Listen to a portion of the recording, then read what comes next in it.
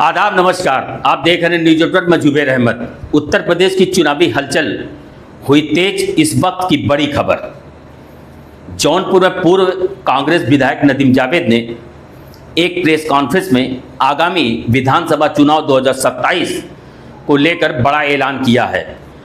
बता दें कि उन्होंने साफ कहा कि कांग्रेस यह चुनाव इंडिया गठबंधन के साथ मिलकर पूरी मजबूती के साथ लड़ेगी।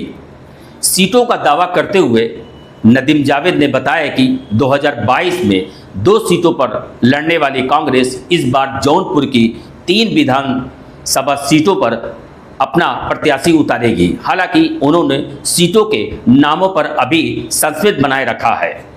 मुद्दे पर घेरा और दावा किया कि जौनपुर में पिछले 2 महीनों में 5 हत्याएं हो चुकी है, लेकिन अपराधी अब भी फरार है।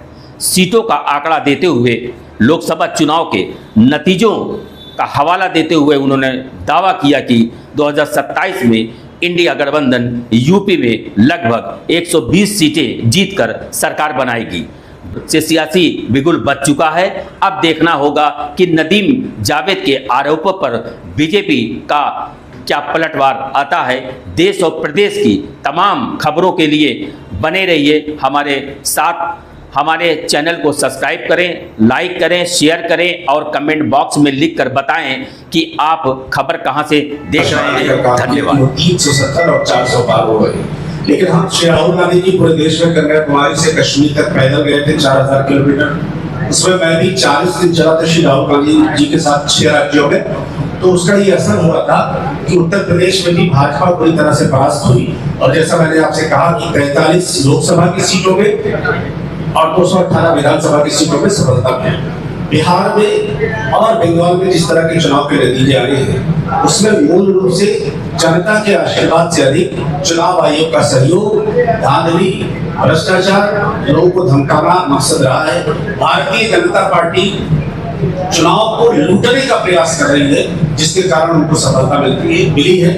हम समझते हैं कि अगर साफ तरह से जनता के मूल सवालों पर ईमानदारी के साथ निष्पक्ष चुनाव होगा तो आज की डेट में बीजेपी को लोग परास्त करेंगे और इंडिया गठबंधन के नेतृत्व की सरकार बनाने का काम करेंगे। कौन सी सीटें हैं जिन पर प्रयास किया?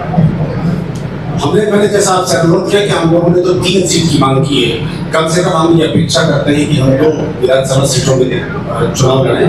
हम उम्मीद कर रहे हैं कि नेतृत्व पिछले दिनों के इतिहास को देखकर किन सीटों पर हमें सफलता प्राप्त हो सकती है, कहाँ हमारे पास प्रत्याशी है, कहाँ के समीकरण हमारे पक्ष में है, कहाँ समाजवादी पार्टी के प्रत्याशी जिस जगह हमारा प्रत्याशी लड़ सकता है। समीक्षा करने के पश्चात हम निश्चित रूप से आपको बताएंगे।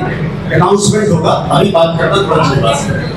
जौनपुर के युवाओं, किसानों, व्यापारियों की कौन सी प्रमुख समस्याएं हैं जिन्हें लेकर कांग्रेस आने वाले समय में आंदोलन या विशेष अभियान चलाने जा रहे हैं? देखिए, अपराध एक बहुत बड़ा विषय आ गया है, बेरोजगारी बहुत बड़ी बात है, भ्रष्टाचार बहुत बड़ी बात है।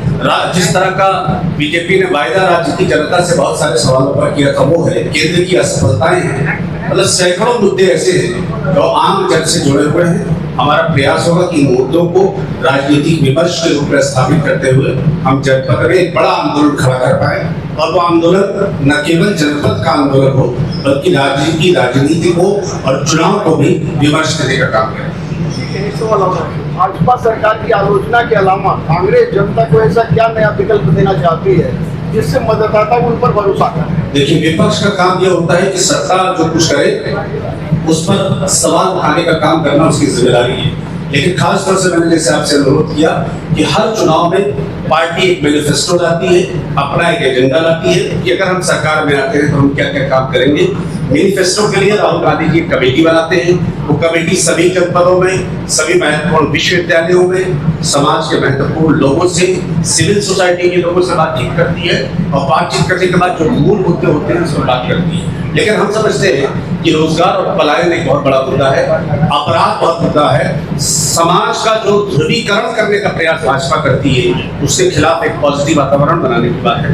मूल रूप से प्रश्न होंगे जिस पर आगे काम करने का काम कांग्रेस पार्टी करेगी। राम मंदिर चंदा चोरी की बात आपने किया, अगर व्यवस्थाएं सिस्टम उनके पास है तो क्या आपको लगता है? देखिए, एक बात बहुत साफ है कोई भी व्यवस्था, कोई भी सिस्टम वो जनता से ऊपर है। लोकतंत्र में जनता मालिक है, जिसको चाहती है राजा बनाती है, जिसको चाहती है रंग बनाती है। लेकिन आस्था से जुड़े हुए प्रश्न पर भारतीय जनता पार्टी के बैठे हुए लोग भगवान राम के नाम पर अगर चोरी कर रहे हैं तो हम समझते हैं कि इससे ज्यादा दुर्भाग्यपूर्ण बात कुछ हो नहीं सकती है। हम जनता के बीच में इस सवाल लेकर जाएंगे कि बात तो धर्म की करते हैं, लेकिन इनसे बड़ा चंदा चोर कोई नहीं है। ये भगवान राम के चढ़ावे पर भी चोरी करने का काम करते हैं। तो इसलिए जनता को जागरूक होने की आवश्यकता है और इनके चेहरे को बेनकाब करने की जरूरत है।